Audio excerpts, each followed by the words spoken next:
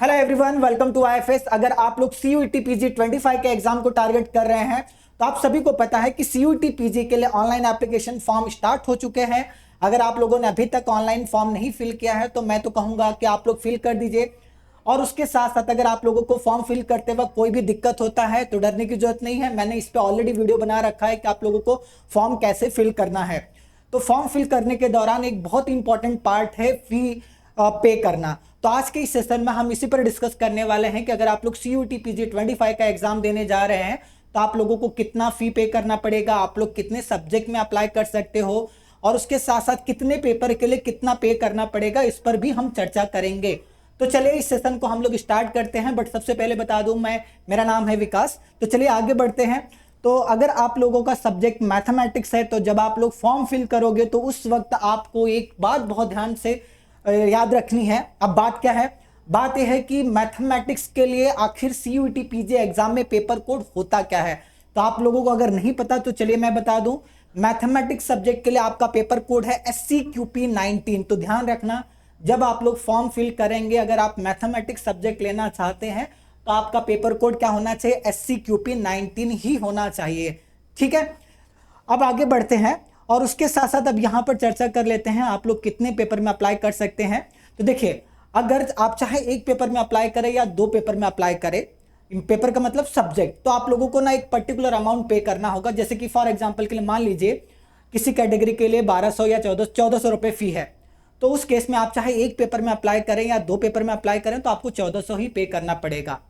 अब बात आती है यार कितने पेपर में हम लोग अप्लाई कर सकते हैं, तो चले इसका भी जवाब दे देते हैं। आप ज्यादा से ज्यादा दो पेपर में अप्लाई कर सकते हैं। उसके बाद दो पेपर के लिए आपको सेम फी देना होगा स्टार्ट में, चाहे आप एक पेपर के लिए अप्लाई करें या दो पेपर के लिए। जब आप दो से ज्यादा अप्लाई करेंगे तो उसके लिए एक्स्ट्रा चार्जेस आपको देने होंगे। ज्यादा से ज्यादा आप लोग चार पेपर में अप्लाई कर सकते हैं या चार सब्जेक्ट के लिए अप्लाई कर सकते हैं।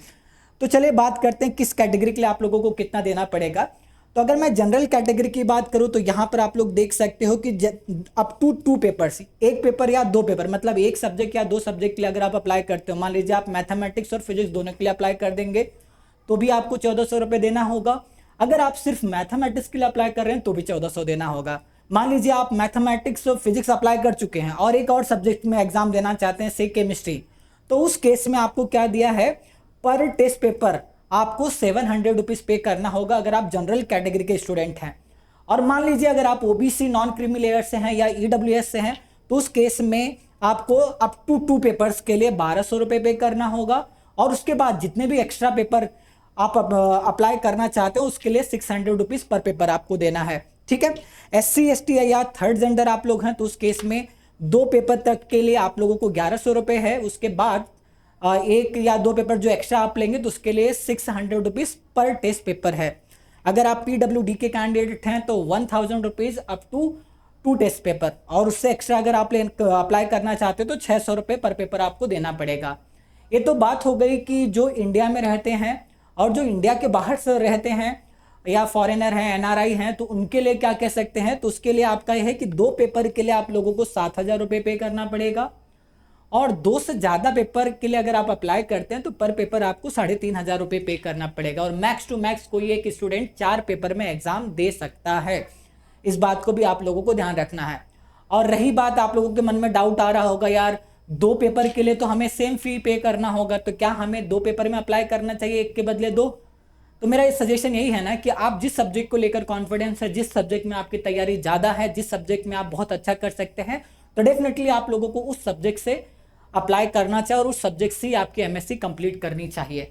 ठीक है, तो चलिए, और उसके साथ साथ बता दो आप लोगों को ऑनलाइन फॉर्म कैसे फिल करना है। इस पर मैंने ऑलरेडी वीडियो बना रखा है, अगर आप लोगों ने अभी तक नहीं देखा है तो हमारे इसी चैनल पर है, आप लोग देख सकते हैं। ठीक है, और अगर आप लोग सीयूईटी पीजी एग्जाम के लिए प्रिपेयर कर रहे हैं, जैसे कि एग्जाम में लगभग 2.5 महीने का समय है, तो उस केस में ना आप लोगों को जितना ज़्यादा हो सके क्वेश्चन प्रैक्टिस करिए, PYQ सॉल्व करिए, टेस्ट दीजिए, मॉक टेस्ट दीजिए। अब आप सोचेंगे ये सारी चीज़ें आप लोगों को कहाँ पर मिलेंगी, तो IFS के ऐप में हमने कुछ टेस्ट आप लोगों के लिए बिल्कुल फ्री रखे हैं। 2016 से लेकर 2024 तक के सारे PYQ आप डाउनलोड कर सकते हो। CUET का जो 2022 से CUET नाम है, उसके पहले इसका नाम CUCET होता था।